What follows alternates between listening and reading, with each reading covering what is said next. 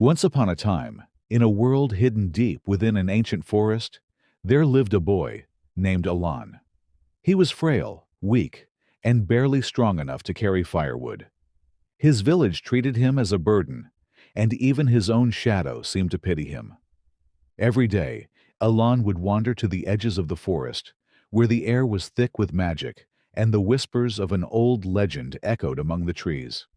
The villagers warned him, "Beware of the forest, boy. Witches roam there, and they feast on the weak." But Elan wasn't afraid. "Elan, what more can they take from me? I have nothing to lose." One fateful evening, as the sun dipped below the horizon and shadows stretched long and dark, Elan heard a cry, a soft, pitiful wail. It sounded like a child. Against his better judgment, he ventured deeper into the forest. The deeper he went, the more the world changed. The trees twisted unnaturally, their branches clawing at the sky. The air grew colder, and the cries led him to a clearing bathed in eerie moonlight. There, in the middle of the clearing, sat a small, cloaked figure. You came, little one. Few dare to answer the cries of the lost. The figure pulled back her hood, revealing a face neither young nor old, beautiful nor ugly. It was the face of a witch, mysterious, mesmerizing, and terrifying. Elan took a step back, but the witch only smiled. Don't be afraid, child. I've been waiting for someone like you. And with a flick of her hand, the clearing transformed. The moonlight turned gold, the trees bloomed with otherworldly fruit, and a path of glowing stones appeared before Elan. What is this? It's your destiny. You were not meant to be weak. But strength comes at a price. If you wish to change your fate, you must follow this path and face the trials ahead. Elan hesitated. His heart pounded.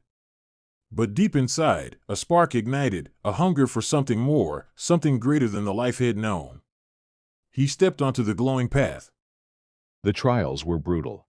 The first was a cavern of mirrors, each reflection showing Elan as he feared himself to be, helpless, small, and forgotten.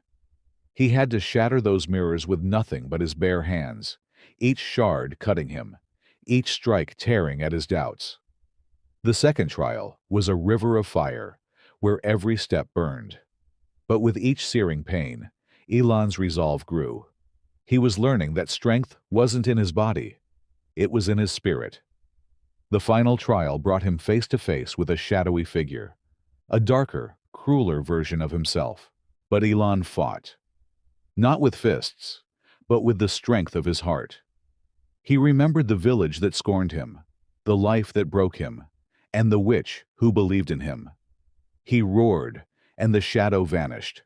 When Elan returned to the clearing, the witch was waiting. "You have faced your fears, endured your pain, and found your strength. You are no longer the boy who wandered into this forest." With a wave of her hand, she handed Elan a staff glowing with ancient power. It wasn't just a gift, it was a symbol of his journey. Elan was no longer weak. He was no longer forgotten. He was strong, wise, and destined for greatness. As he walked out of the forest, the villagers stared in awe. The frail boy they once pitied had become a man of power and wealth, a legend in his own right. But Elan never forgot the witch or the trials. He used his strength to help others, proving that even the weakest among us can become the strongest if they dare to face their fears. And so, the child in the forest became a beacon of hope. Remember this: no matter how dark your path may seem, the strength to rise lies within you. What will your story be? The end. Dare to believe in yourself.